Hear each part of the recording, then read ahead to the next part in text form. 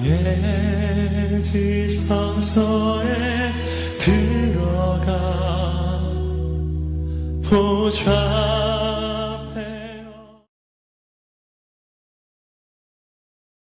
우리 흑산나 성가대의 은혜로운 찬양 너무 감사하고요. 아주 힘이 있고 또 믿음이 살아있는 그런 놀라운 은혜의 성가였습니다. 감사를 드리고요. 우리 옆에 있는 성도들 바라보면서 고백하며 인사 나누기를 원하는데요. 이렇게 한번 인사를 나눠봤으면 좋겠어요. 당신은 소중한 사람입니다. 우리 옆 사람 보면서 당신은 소중한 사람입니다. 할렐루야. 꼭 잊지 마시기 바랍니다. 누가 뭐라 그래도요, 여러분은 정말로 소중한 사람이에요. 우리가 꼭 이걸 잊지 말아야 되는데 자꾸 우리는 여론에 따라 우리의 존재가 결정이 되죠. 사람들이, 남들이 나를 별 볼 일 없는 사람이라고 말하잖아. 또 그렇게 보잖아. 그러니까 내가 그 여론 때문에 갑자기 별 볼 일 없는 사람이 되고 말아요.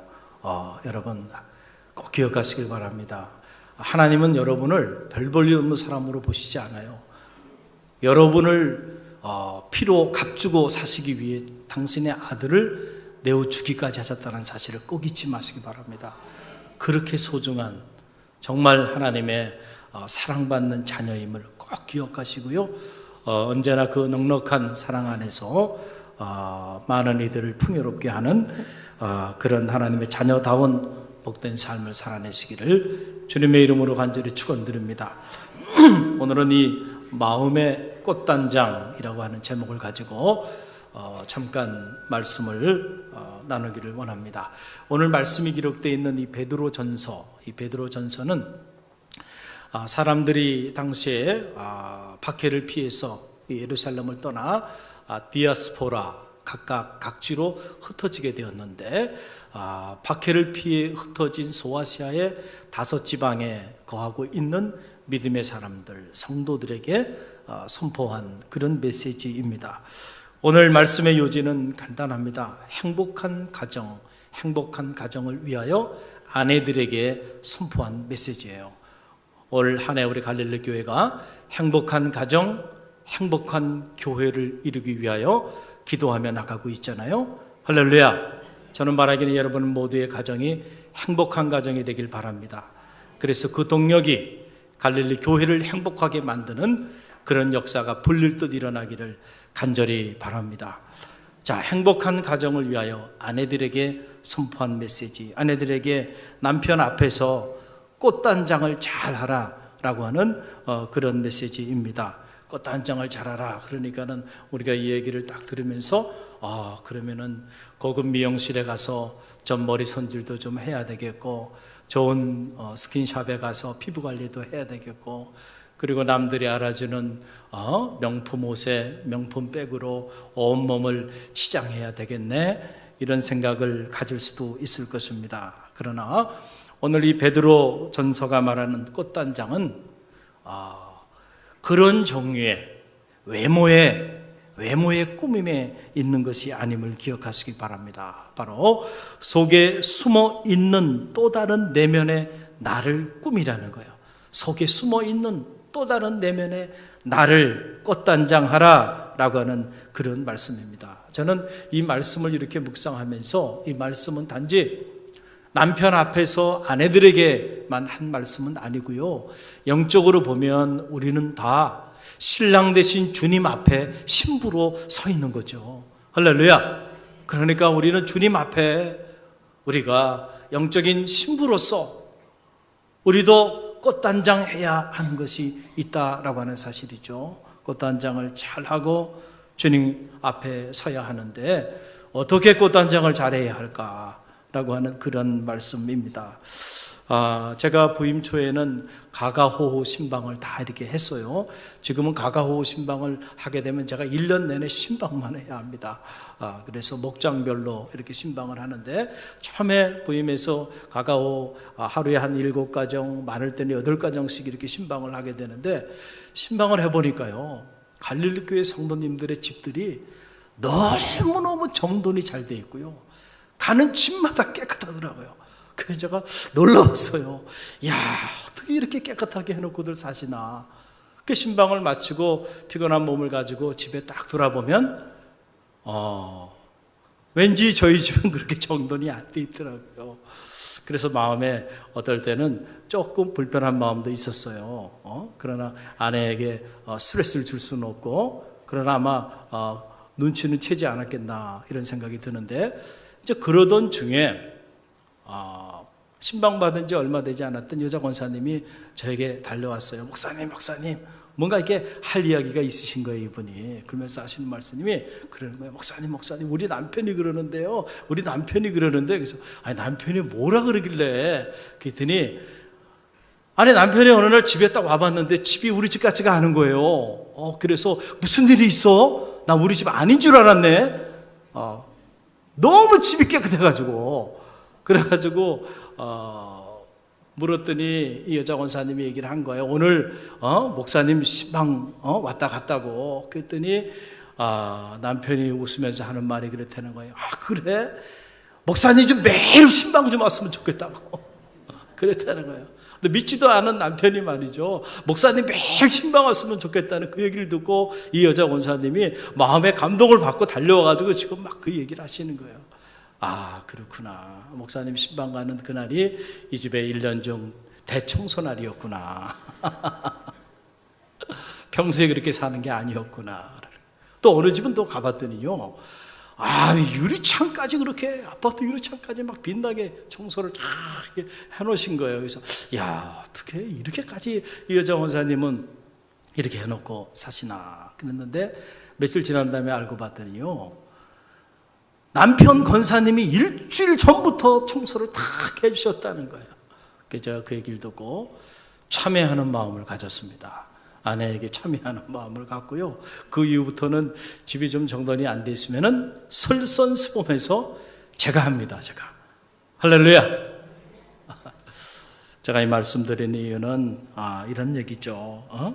왜 여러분 제가 대신방할 때 집을 그렇게 깨끗하게 청소하시고 맞이하시나요? 그냥 평소에 사시는 대로 그냥 그렇게 이렇게 신방을 받으시면 될 텐데 왜 그러세요? 그 목사님이 보니까 목사님에게 좀 더 잘 깨끗한 모습을 잘 보여주고 싶은 마음 때문에. 그렇죠? 1부 예배 때는 그렇다고 아멘 그러던데 2부 예배 때는 다 마음을 숨기고 계시네. 그렇잖아요. 만약에 그런 마음이 없다고 한다면 그냥 평소대로 보여주시면 되잖아요. 평소 사시는 대로. 그런데 그런 가정이 한 가정도 없더라고요. 한 가정도 없어. 다 빛이 나요. 빛이 나. 깨끗하게 이렇게 목사님과 신방대원들에게 깨끗한 모습을 보여주고 싶은 그 마음 때문에 이제 그렇게 하는 것이죠. 그렇습니다. 우리는 이렇게 눈이 보이는 것, 이런 것들은 누군가 이렇게 소중한 사람, 귀한 사람에게는 잘 보이고 싶은 마음이 있어요. 그래서 그것을 관리하게 되는 것이죠. 여러분이 아무리 깨끗하게 청소를 잘 하셨어도요, 아마 제가 이렇게 체크는 안 해봤지만은 제가 제 눈에 보이지 않는 그 부분들은 그만큼 깨끗하지 않았을 거예요. 예를 들어서 장롱 및 침대 및 싱크대 및 소파 한번 다 들어봐. 소파 밑은 어떻게 돼 있을까? 아마도 아무리 깨끗하게 청소한 집이라도요, 그런 것은 먼지가 뽀얗게 자리하고 있을 거예요. 왜 그럴까요? 눈에 보이지 않는 곳이니까, 사람이 보지 않는 곳이니까. 그러니까 그런 것들은 그냥 우리가 방치시켜 버리는 것이죠. 여러분, 우리의 몸도 그래서 신체 중에서도 가장 신경을 쓰고 가꾸는 곳이 어디입니까? 바로 얼굴이에요. 왜냐하면 얼굴은 많은 사람들에게 늘 보이는 곳이기 때문에.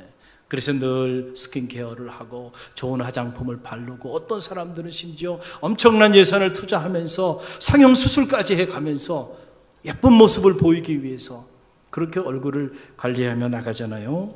그런데 여러분, 정작 눈에 보이지 않는 내면의 또 다른 나,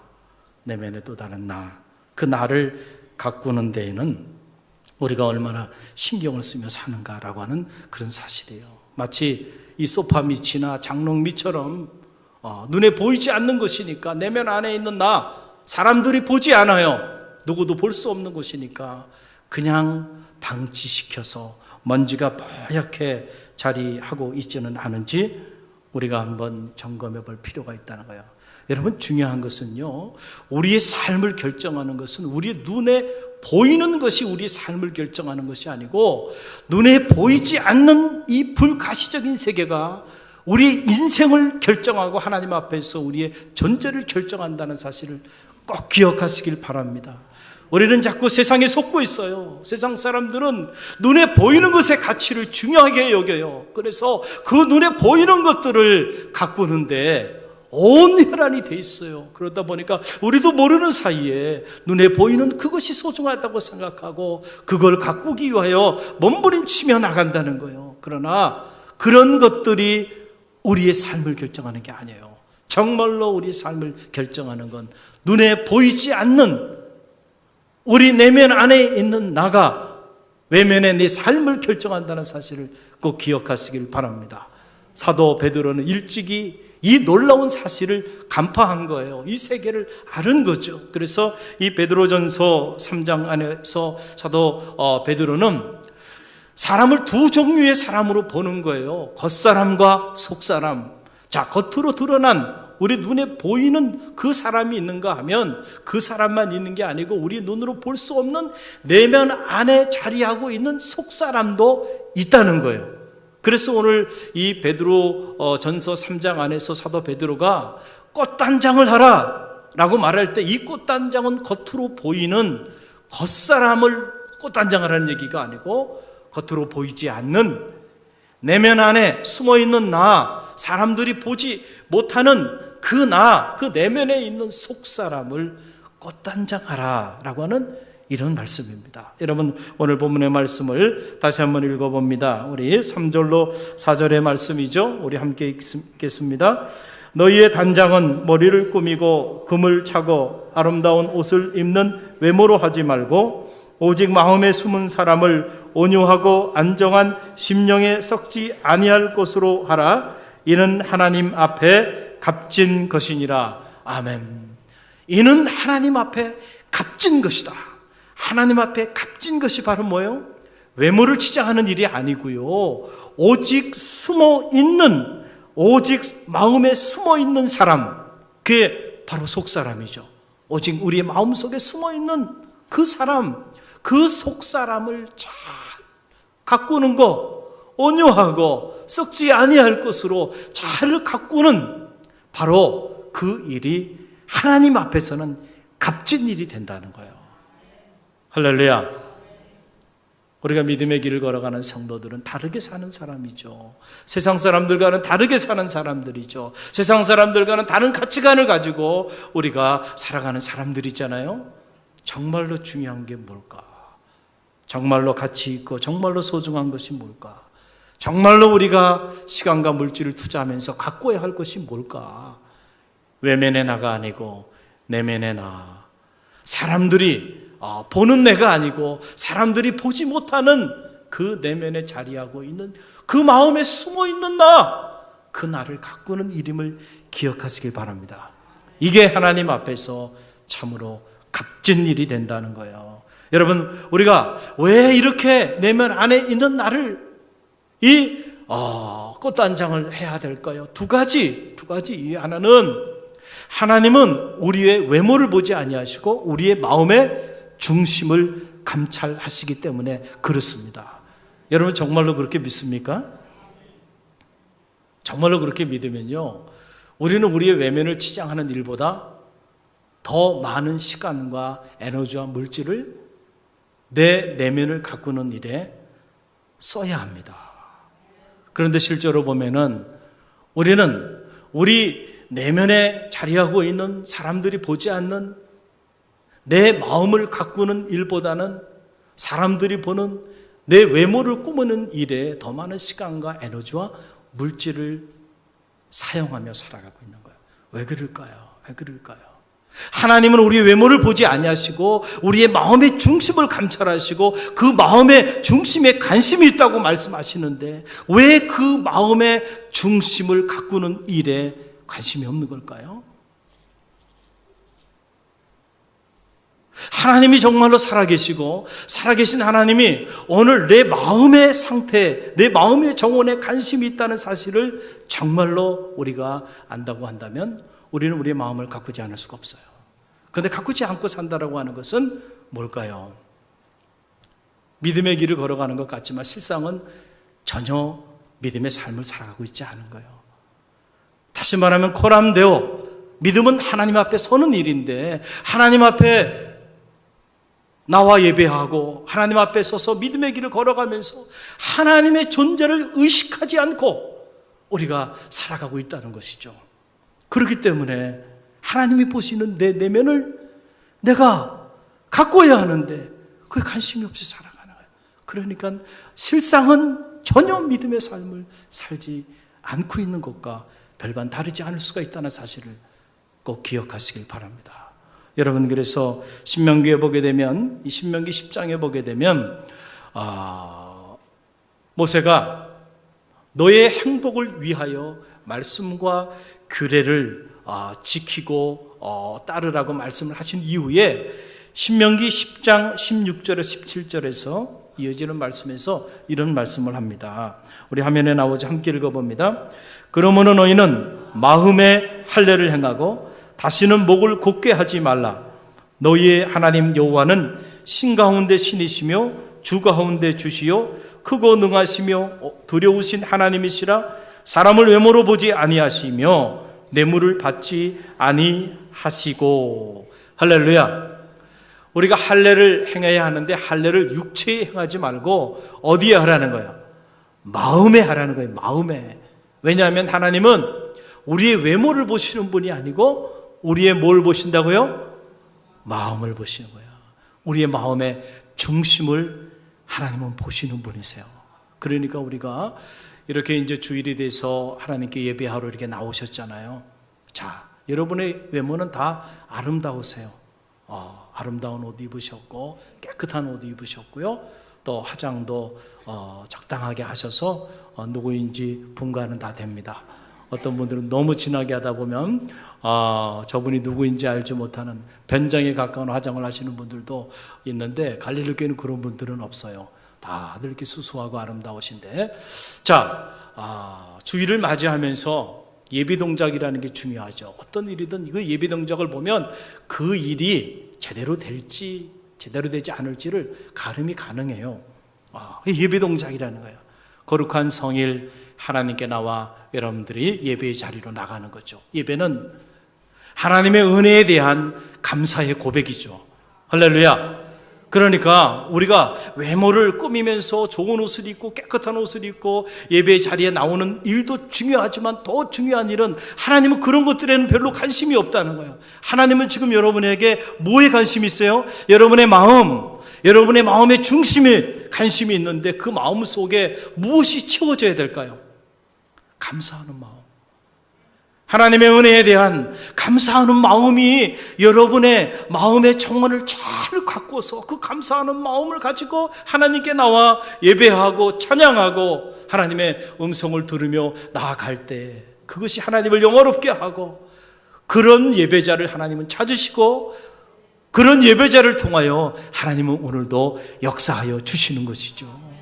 그러니까 마음을 잘 가꿔요. 기도하면서 거룩한 성일, 내가 어떤 마음을 가지고 하나님께 나가 예배할까? 할렐루야.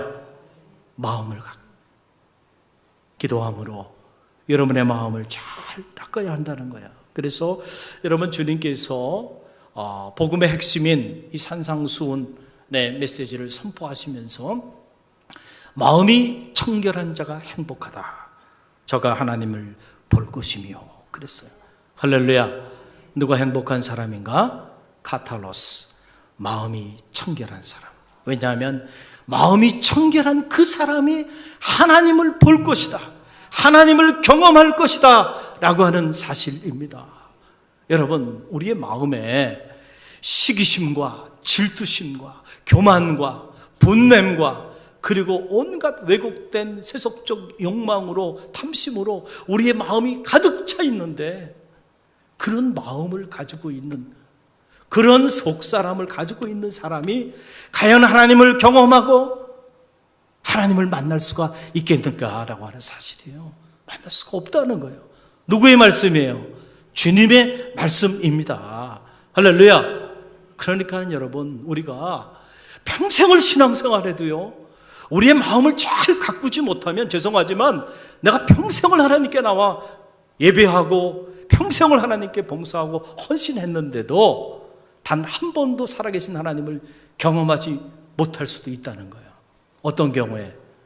자기 마음을 잘 가타로서 청결한 마음으로 마음을 닦고 가꾸고 꽃단장하지 않은 사람들은 그 세계를 경험하지 못하고 그렇게 믿음의 길을 걸어갈 수도 있다라고 하는 사실입니다. 사랑하는 성도 여러분, 회심이라는 게 뭐예요? 참회라고 하는 게 뭡니까? 그래서 우리가 갈릴리 교회는 예배를 드리며 하나님 앞에 참회의 기도, 한 주간 우리가 보내면서 하나님과 사람 앞에 지은 우리의 죄를 진심으로 참회하는 이 참회의 기도의 시간들을 갖잖아요. 여러분들이 이미 예배의 자리에 나오기 전에 여러분의 마음을 잘 닦으셨다라고 믿지만, 그래도 여러분들 중에 아직 하나님 앞에 예배하면서 여러분의 마음속에 세상의 그 더럽고 추악한 마음들, 그런 마음들을 그냥 그대로 가지고 하나님께 예배드리는 자가 있을 수 있기 때문에 참회의 기도를 드리는 거예요. 참회, 이 기도를 통하여 주님의 십자가의 피로 우리의 더러운 마음이 청결하게 되어지는 그러한 역사가 나타나게 되고, 그때부터 진정한 의미의 크리스천 라이프가 시작되는 거예요. 그 이전은 아니다는 거예요. 또 하나, 우리가 눈에 보이지 않는 우리의 마음이 우리의 삶을 결정하기 때문에, 그래서 우리 안에 있는 마음을 우리가 잘 꽃단장해야 한다라고 하는 사실이에요. 여러분 보세요. 마음에 탐심이 가득한 사람은 어떤 삶을 살까요?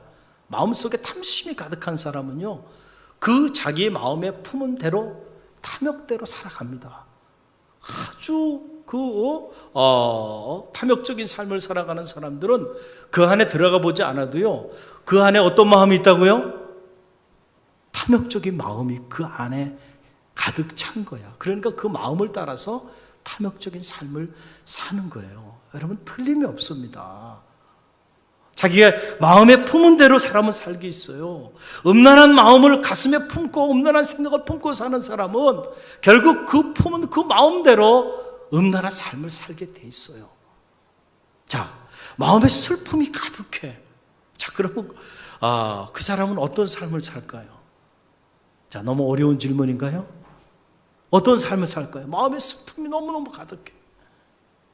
그 사람은 슬픈 삶을 사는 거예요. 마음에 슬픔이 가득하니까. 그런데 반대로 마음에 막 감사가 복받쳐 올라와요. 자, 이 사람은 어떤 삶을 살까요? 감사하는 삶을 살게 돼 있어요.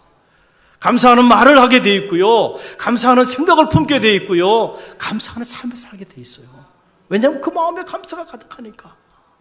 마음에 기쁨이 가득해요. 이 사람은 어떻게 살까요? 그 마음의 기쁨을 따라 기뻐하는 삶을 살게 돼 있다니까요. 틀림없어요. 우리의 삶은요, 우리의 마음을 따라 살아가고 있어요. 그래서 우리의 겉사람은 사실은 껍데기에 불과한 겁니다. 우리의 속사람의 결과예요. 다시 말하면 우리의 속사람이 어떤 꼴, 어떤 형태, 어떤 모양으로 내 마음이 자리하고 있느냐에 따라서 겉사람인 나의 삶이 결정되어진다는 거예요. 그러니까 얼마나 내 속사람의 마음이 중요한가라고 하는 사실이에요. 여러분 정말로 행복한 삶을 살고 싶으세요? 그러면은 행복한 마음을 가지십시오. 여러분, 행복한 마음을 품지 않은 사람이 어떻게 행복한 삶을 살 수 있을까요? 불가능한 일이다라고 하는 사실이에요. 여러분, 그날의 날씨는 우리가 결정하지 못하죠. 그러나 그날 여러분의 인생의 날씨는 여러분이 결정할 수 있습니다. 할렐루야.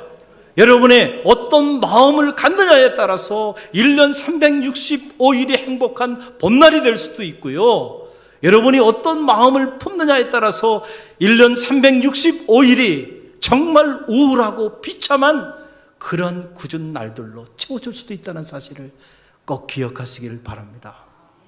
여러분, 바티칸 대법원의 변호사이면서 가톨릭 사제인 한동일 교수가 쓴 책 중에 라티노 수업이라고 하는 책이 있는데, 이 책에 보게 되면 베아티투토라고 하는 라틴어로 행복이라는 말이에요. 이 말의 의미를 잘 소개하고 있어요. 이게 합성어인데 베오라고 하는 말은 행복하게 하다라고 하는 말이에요. 아티투도라고 하는 말은 마음가짐이라는 말이에요. 그러니까 행복이라고 하는 거, 베아티투토, 라틴어에서 말하는 행복은 어떤 삶의 자리에 주어지냐 하면 마음가짐에 따라서 결정된다는 거죠. 할렐루야. 우리가 어떤 마음을 갖고 살아가느냐에 따라서 행복한 삶을 살 수도 있고 불행한 삶을 살 수도 있다라고 하는 그런 얘기예요. 저는 그렇게 생각합니다. 내가 정말 행복하다. 나는 정말 너무너무 행복해. 정말로 자기가 행복하다고 그렇게 생각하는 사람은요, 결코 남을 불행하게 만들지 않습니다. 그러나 반대로 나는 너무너무 불행해. 자기가 불행하다고 생각하는 그 사람은요, 결코 남을 행복하게 만들 수가 없어요. 저는 바라기를 여러분 모두가 행복한 사람들이 되시길 바랍니다. 그러기 위해서는 먼저 행복한 마음을 가꾸세요. 할렐루야. 그럴 때 여러분으로 인하여 여러분뿐만 아니고 여러분 주변에 있는 사람들을 행복하게 만드는 축복의 통로가 될 줄로 믿습니다. 여러분, 예수님은 그래서 복음의 천문을 열면서 제가 행복에 이르는 길 예수의 행복론에서 설명하였듯이 예수님께서 이 마음의 중요성에 대한 말씀을 행복에 이르는 8가지 길을 설포하시면서 첫 번째로 하신 말씀이 마음의 중요성에 대한 말씀이에요. 마태복음 5장 3절 말씀이죠. 마음이 가난한 자는 행복하다. 저가 하나님의 나라를 소유할 것이기 때문이다. 그랬어요. 마음이 가난한 자가 행복하다. 하나님의 나라가 그들의 것이다.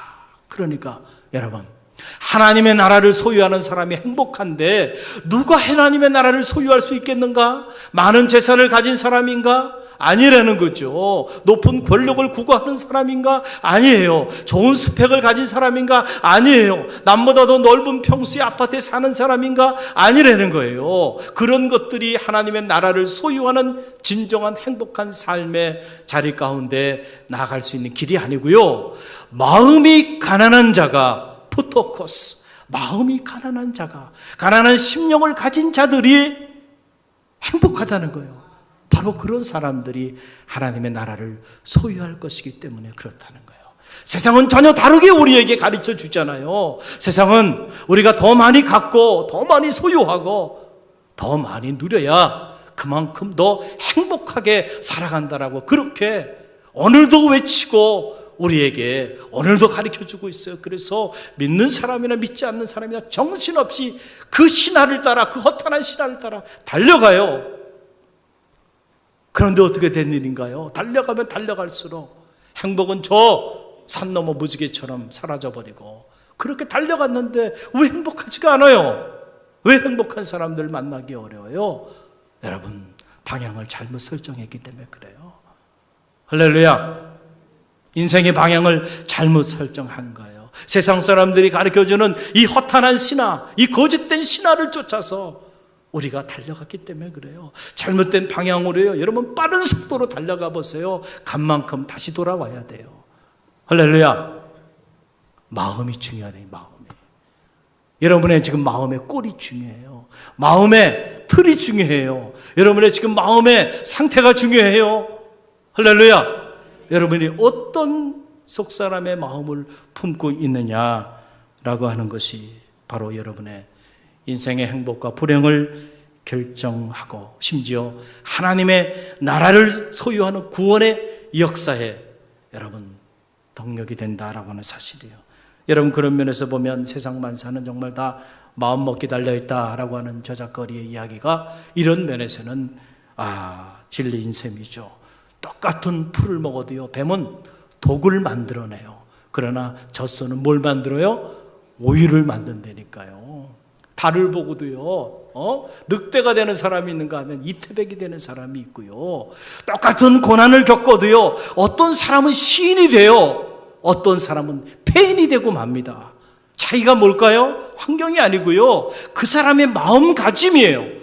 속 사람이 어떠하느냐에 따라서요, 전혀 다른 결과를 가져오게 된다는 거예요. 자, 마음이 중요해요, 중요하지 않아요? 마음이 중요하죠. 그래서 어떻게 우리의 속사람, 우리의 마음을 꽃단장해야 될까? 첫째는 마음이 중요하다고 하는 이 사실을 진실로 깨닫는 겁니다.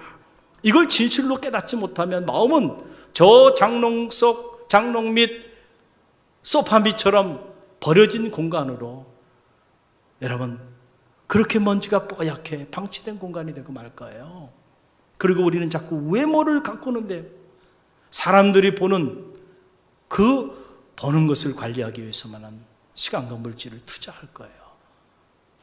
사랑하는 성도 여러분, 정말로 마음이 중요하다는 것, 내 안에 속사람을 가꾸는 일이 중요하다고 하는 것, 이것이 내 삶을 결정한다는 이 사실을 깨닫는 데서부터 꽃단장의 시작이 된다는 거예요. 깨달았으면 어떻게 해야 될까요?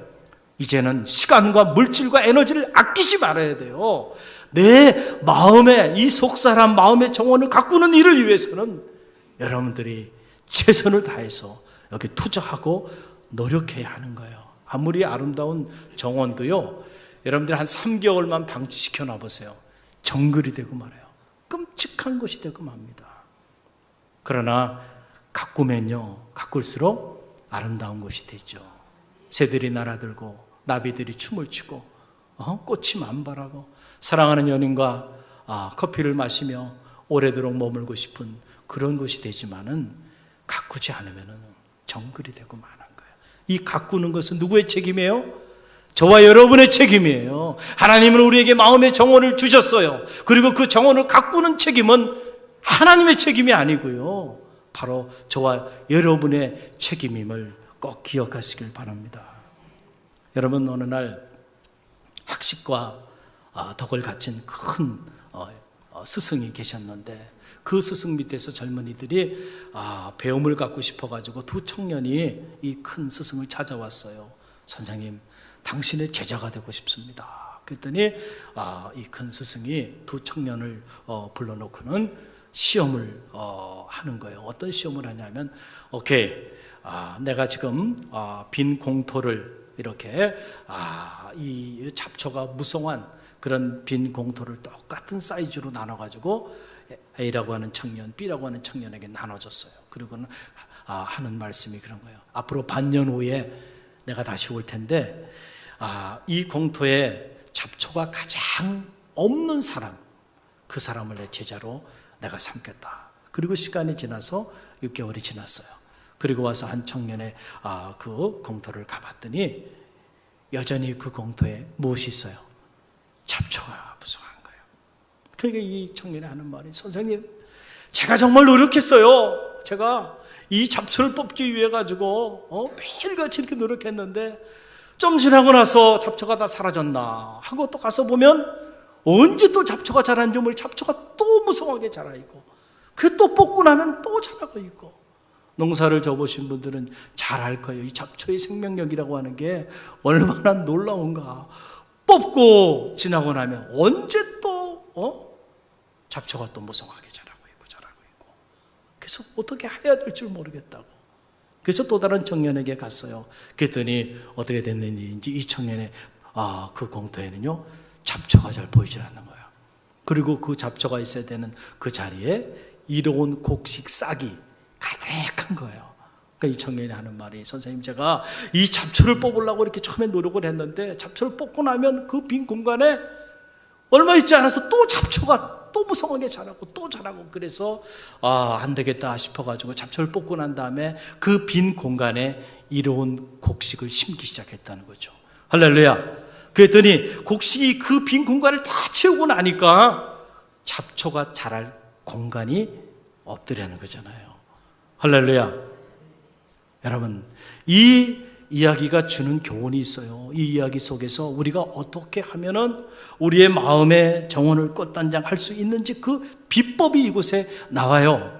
자, 우리가 우리의 마음을 가꾸는 일이 정말로 중요하다는 사실을 이제 깨달았어요. 그래서 이제 관리해야 된다고 생각을 하는데, 그래서 마음을 깨끗하게 우리가 청소하는 일 너무너무 중요한 일이죠.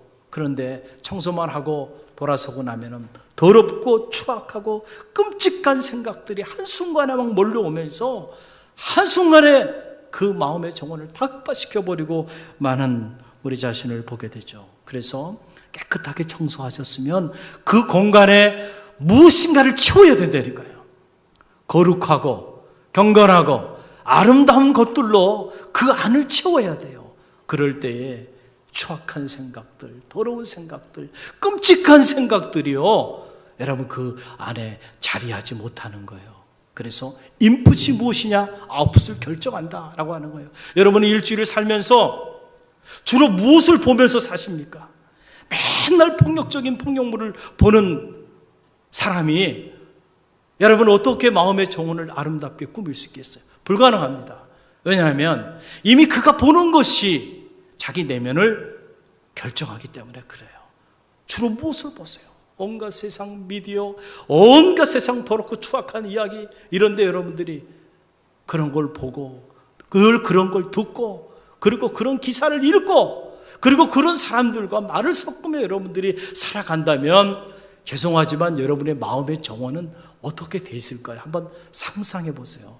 끔찍하다는 거죠. 끔찍한 피조물로 전락돼 버린 여러분 내면 안에는 여러분을 보게 될 거예요. 그런 내면의 여러분이 결국 여러분의 인생을 끔찍하게 만들 수밖에 없다는 거예요. 여러분 잡초 같은 마음을 가지고 있는데 어떻게 여러분 정원 같은 삶을 살 수 있을까요? 잡초 같은 마음은 잡초 같은 삶을 살게 한다는 거예요. 그러니까 그 마음의 빈 공간에 여러분 뭔가를 채워야 돼. 할렐루야. 사랑하는 성도 여러분, 오늘 이 아침에 여러분의 마음의 상태는 어떤가요? 여러분의 겉사람이 아니고요, 여러분의 속사람, 여러분의 지금 마음의 정원은 어떤 상태에 있습니까? 여러분의 마음의 정원을 여러분들이 가꾼 지가 얼마나 되셨습니까? 한번 여러분 자신을 돌아보시기 바랍니다. 무릇 지킬 만한 것보다 내 마음을 지키라. 생명의 근원이 이에서 남이니라. 대저 그 마음의 생각이 어떠하면 그 위인도 그러하다 그랬어요. 우리의 외모가 아니라 여러분의 마음의 속사람을 단장하는 지혜가 있기를 간절히 바랍니다. 여러분의 마음에 말씀의 씨앗을 뿌리세요. 할렐루야. 기도의 물을 주세요. 그리고 여러분의 마음을 하나님 안에서 잘 가꾸기 위하여 시간과 물질과 에너지를 아낌없이 투자하세요. 이 일이 귀한 일입니다. 이 일이 하나님 앞에서 뿐만 아니고 사람 앞에서 여러분의 존재를 결정하는 일이라는 사실을 꼭 기억하시고 여러분들이 그렇게 나갈 때에 그 마음의 정원이 아름답게 가꾸어지는 만큼 행복해질 거예요. 아름답게 가꾸어지는 만큼 하나님의 놀라운 축복, 그 하늘의 행복을 마음껏 누리는 그런 은혜의 삶을 사게 될 줄로 믿습니다. 우리 함께 기도합니다.